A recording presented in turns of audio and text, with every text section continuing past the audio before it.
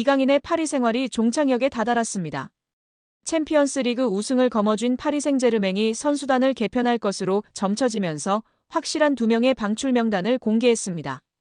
프랑스 매체 최고의 공신력을 인정받는 프랑스 레퀴프는 PSG가 이강인 곤살로 하무스의 올여름 이적을 허용했다. 두 선수 모두 이번 시즌 출전 시간 적었다. 이강인은 공식 45경기에 출전했으나 선발이 제한적이었다. 특히 유럽축구연맹 챔피언스리그에서 4경기에 선발로 나섰다. 16강 이후에는 단 한 번도 선발 출전이 없다고 보도했습니다. 이강인이 지난 피파 북중미 월드컵 아시아 3차 예선 쿠웨이트전에서 터뜨린 골 장면을 한 인도 축구 전문 매체가 조명했습니다. 비슷한 장면을 두고 골을 성공시키지 못한 자국 선수와 비교하면서 퀄리티의 차이라고 덧붙이며 화제가 되고 있는데요. 인도 매체 IFTWC는 소셜미디어 SNS를 통해 비슷한 상황의 두 장면을 캡처했습니다. 하나는 지난 10일 인도와 홍콩의 2027 아시아축구연맹 아시안컵 3차 예선 시조 2차전 경기, 그리고 다른 하나는 같은 날 한국과 쿠웨이트의 북중미 월드컵 아시아 3차 예선 B조 최종전 경기 장면이었습니다. 두 장면 모두 골 지역 왼쪽 모서리 부근에서 왼발 슈팅 기회를 잡았다는 공통점이 있었습니다. 대신 인도의 리스톤 콜라코는 수비수의 방해 없이 사실상 골키퍼와 1대1로 맞선 상황이었습니다. 반면 이강인은 상대 수비와 가깝게 붙어 있어 오히려 슈팅이 쉽지 않아 보였습니다. 득점 가능성은 오히려 콜라코 쪽이 더 높아 보였는데요. 그러나 결과는 정반대였습니다. 콜라코가 찬 왼발 슈팅은 골대를 완전히 벗어나 관중석 쪽으로 향했습니다. 반면 이강인이 찬 슈팅은 강하고 낮게 깔려 그대로 쿠웨이트 골망을 흔들었습니다.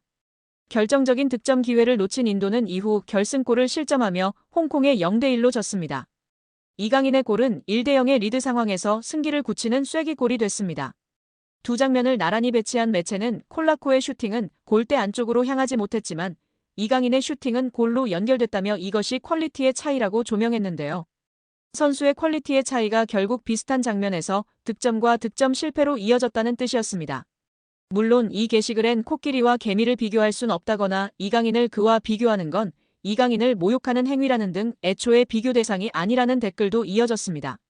공교롭게 같은 치른 경기에서 매우 비슷한 장면이 연출되면서 인도 언론이 이강인과 인도 선수를 비교한 것 같은데요.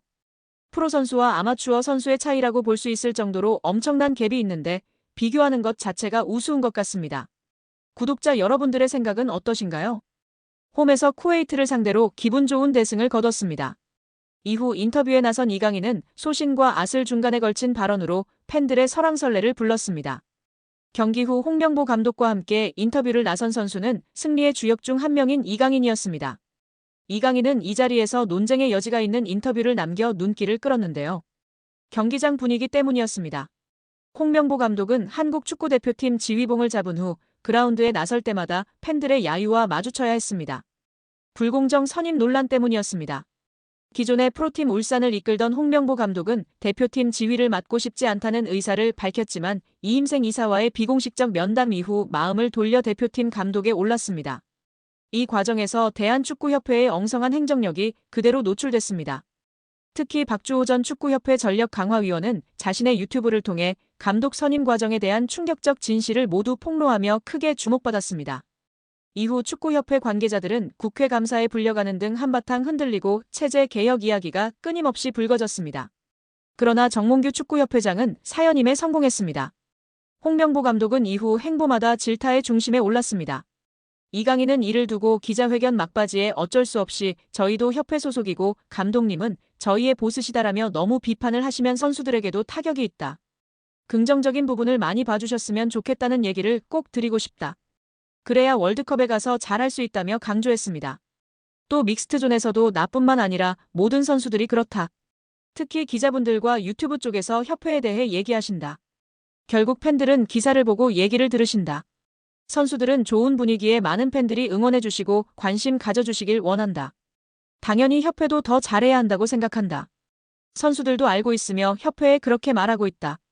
비판은 할 수 있지만 과도한 비판은 좋지 않다고 말했습니다. 이 발언이 전해지는 즉시 축구팬들 사이에서는 논쟁이 오갔는데요. 일각에서는 선수 입장에서는 어쩔 수 없다 이강인을 총알바지로 내세우고 축구협회는 또 숨어서 입장 전달만 하고 있다는 옹호 발언과 좀 더 투명한 축구협회를 원했는데 어떻게 마냥 옹호만 할 수 있느냐. 이번 발언은 괜히 한 것 같다 자기 소신을 걸고 말한 박주호 선배를 바보로 만들었다는 질타가 이어졌습니다. 또한 어쩔 수 없이 라고 말한 게 가장 큰 것 같다. 어쩔 수 없이 보스라는 것이다. 결국 여러분들이 우리 보스를 협회를 혼쭐 내달라는 뉘앙스 같다. 그렇지 않다면 우리는 어쩔 수 없이 따라야 하는 수동적인 존재라는 것을 이야기하는 것 같다는 의견도 있었습니다. 여러 구단 가운데 가장 구체적으로 이적설이 제기된 팀은 이탈리아 세리에어 챔피언이자 김민재의 전 소속팀 나폴리였습니다. 앞서 흡이차 크바라츠헬리아를 PSG로 이적시킬 당시에도 이강인을 딜에 포함시키기를 원할 정도로 꾸준히 이강인 재능에 관심을 기울였던 팀인데요. 현지에서도 이강인이 PSG를 떠나 주전으로 활약할 수 있는 팀으로 이적을 원한다는 보도가 잇따라 나왔고 나폴리가 가장 유력한 행선지로 떠올랐습니다. 나폴리뿐만 아니라 수많은 이적설이 더해져 이강인의 이적은 기정사실처럼 보였습니다. 뜨거운 빅리그, 빅클럽들의 러브콜 속 이강인이 사실상 골라서 팀을 갈 수 있는 상황이 될 거라는 기대까지 커졌습니다. 그런데 커다란 걸림돌이 생겼는데요. PSG가 책정한 이강인의 이적료가 무려 4천만 유로 약 621억 원에 달한다는 점입니다. 2년 전 PSG가 이강인을 마요르카에서 영입할 당시 들였던 이적료 2,200만 유로 약 342억 원의 2배 가까운 수준으로 폭등했습니다. 어느 구단이든 부담스러울 수밖에 없는 액수이기도 합니다. 이강인 영입에 오랫동안 공을 들였던 나폴리마저도 4천만 유로의 이적료엔 난색을 표하고 있는 것으로 전해졌습니다. 4천만 유로는 나폴리 구단 역사상 세 번째로 높은 이적료 지출이기도 합니다. 세리에 A 정상에 올랐던 지난 2024년도 시즌에도 나폴리 구단이 선수 영입에 가장 많이 들인 이적료 지출은 3,500만 유로 약 543억 원이었습니다. 나폴리뿐만 아니라 다른 구단들 역시도 부담 없이 결정을 내릴 수준의 이적료가 아닙니다. 우선 나폴리와 PSG 구단 사이에 협상 테이블이 차려지겠지만 PSG는 급할 이유가 없습니다. 아직 이강인과 계약이 3년이나 남은 만큼 이적이 쉽지 않다면 헐값 이적 대신 요긴한 로테이션 자원으로 이강인과 동행을 이어갈 수도 있습니다. 루이스 엘리케 PSG 감독도 이미 이강인을 측면 공격수나 중원, 심지어 제로톱 역할까지 맡기며 다양한 포지션으로 기용한 바 있습니다. 백업 역할을 맡기기에 더 없는 존재입니다. 푸실도 이강인의 높은 이적료가 나폴리 이적에 큰 걸림돌이 될 것으로 보고 있는데요. 매체는 당초 PSG는 이강인의 이적에 반대했지만 이제는 이강인이 떠날 가능성을 열어뒀다. 문제는 PSG가 이강인의 이적료를 과도하게 요구하고 있다는 점이라고 지적했습니다. PSG 구단이 과도하게 책정된 이강인의 이적료를 낮추지 않는다면 이강인의 PSG 탈출은 예상 외로 쉽지 않을 거라는 전망입니다.